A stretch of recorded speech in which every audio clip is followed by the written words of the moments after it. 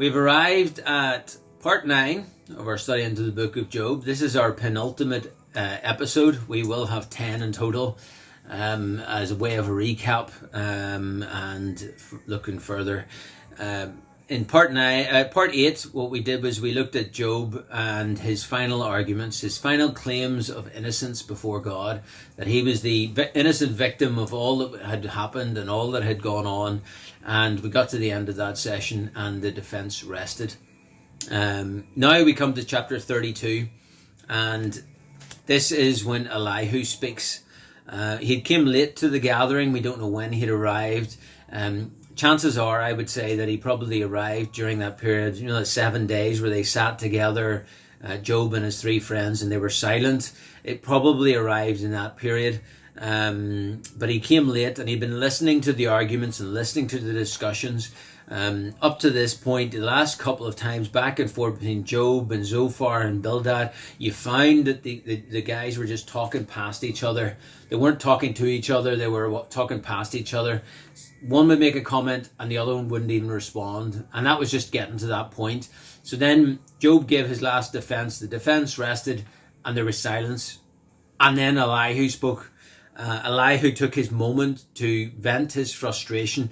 It actually says in chapter 32 there, in the first 6 verses, I think it says 4 times, it says that that his wrath was kindled, that it was his wrath that caused him to speak. He was aggravated, he was antagonized by what he heard. The arguments were going round in circles. He was listening to them speak. Now, he had left probably to the end to speak because he was probably the youngest member there, and he'd give deference to the older members, to the older speakers, allowing them to have their place and to give their opinions first, which was just right. You let a bit of respect to seniors is very much something that they would have done in those days, to hear their wisdom. But Elihu comes along, and as a younger person, he challenges the norms. He pushes the envelopes. He's not happy with looking at things merely in the way that people had always looked at things. He wanted to go beyond that. He wanted to push the boundaries. Well, why do we believe that? That just because we've always believed it doesn't mean it's true. And it's good whenever young people do that. They cause us to reconsider things that are entrenched. Sometimes they cause us to articulate probably what we believe better, to make it understandable, to pass it on to another generation, and even to throw out things that are false beliefs or false dichotomies and things like that there. And they challenge those norms, so they can bring about a very good beneficial point of view to an argument or discussion sometimes. So Elihu here speaks. He'd given them all their chance to speak, and now he opens his mouth. Now he emphasizes right off the bat, he emphasizes his spiritual heritage, from the meaning of his name to the relationship with his family and Job's. He's a blood relative, I should say, of Job's. So he's coming from a slightly different point of view than the other gentlemen, the other comforters. They were all friends, business associates, whereas this guy is actually a member of Job's family, albeit a distant member, but he's still a member of his family. And he comes along, and he says in chapter 33, verse 32, he highlights that his desire is to see Job walk rightly before God.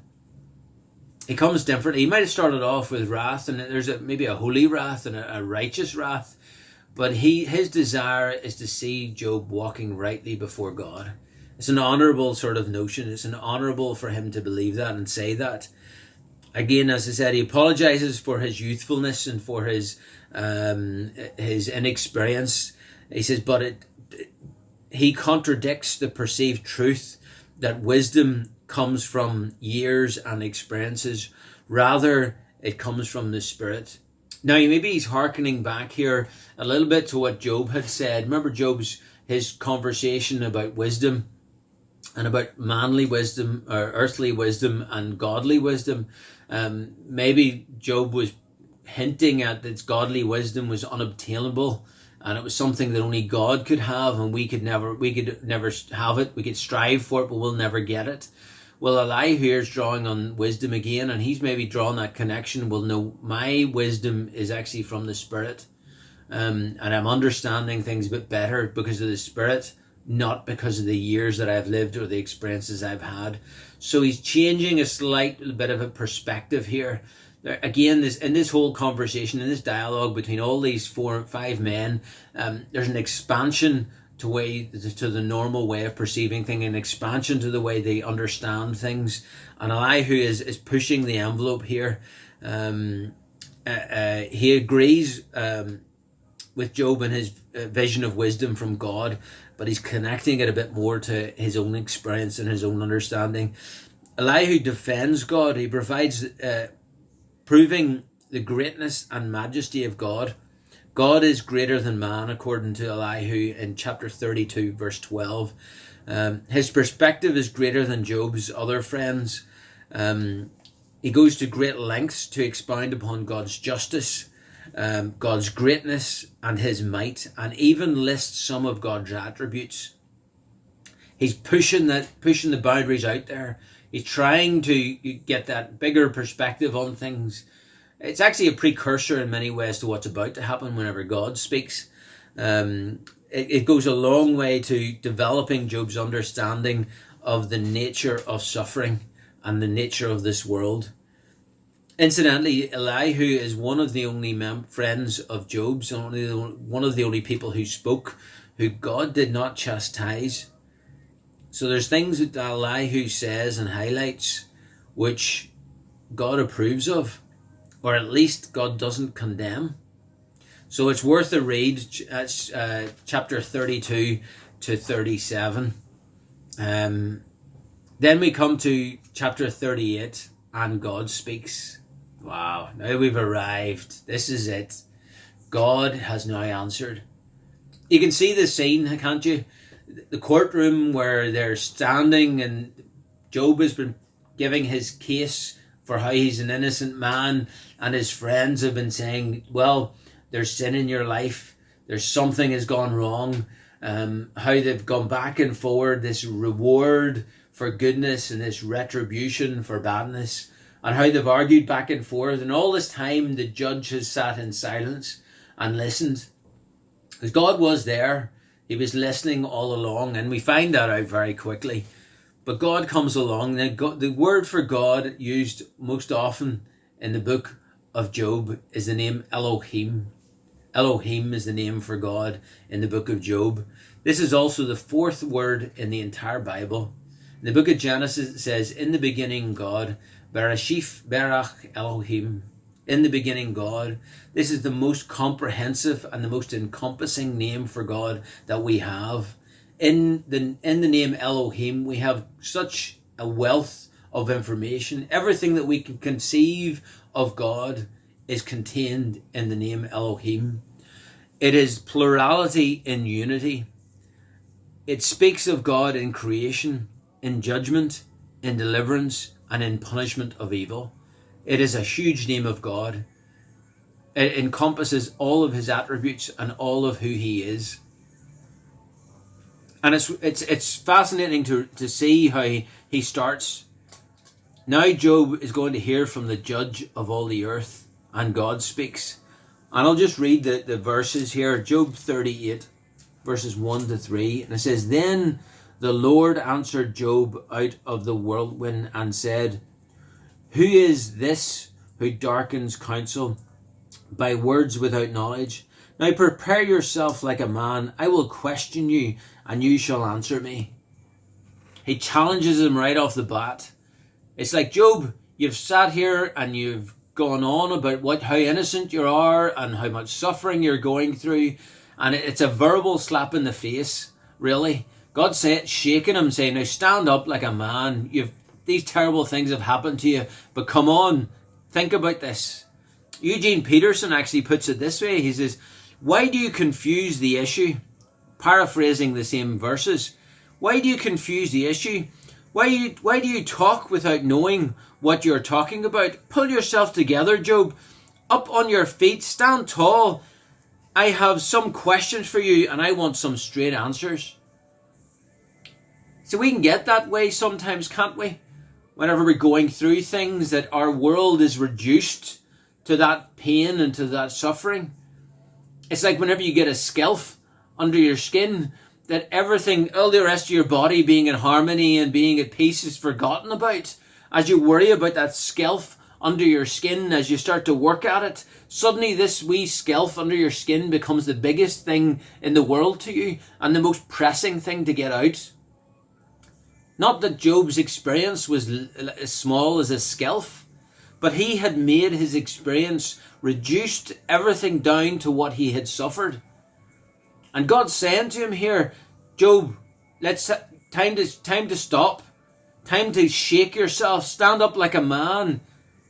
These things have been bad, but come on, stand up like a man. Let's think about these things. Let's think about the big picture here. He then goes on, God goes on then to ask him over 70 questions about who God is, challenging him about God in creation and all that he has created and the natural order of the world. It's like a litany of charges, a litany of things he's asking him. I mean, I only to read a few. He says, where were you when I laid the foundations of the earth? Tell me if you have understanding. Who determined its measurements? Surely you know. Or who stretched out the line upon it? To what were its foundations fastened? Or who laid its cornerstones? He's challenging him. Come on, think about these things. You're worried about these other things. Let's think about how big God is for a moment. Let's stop.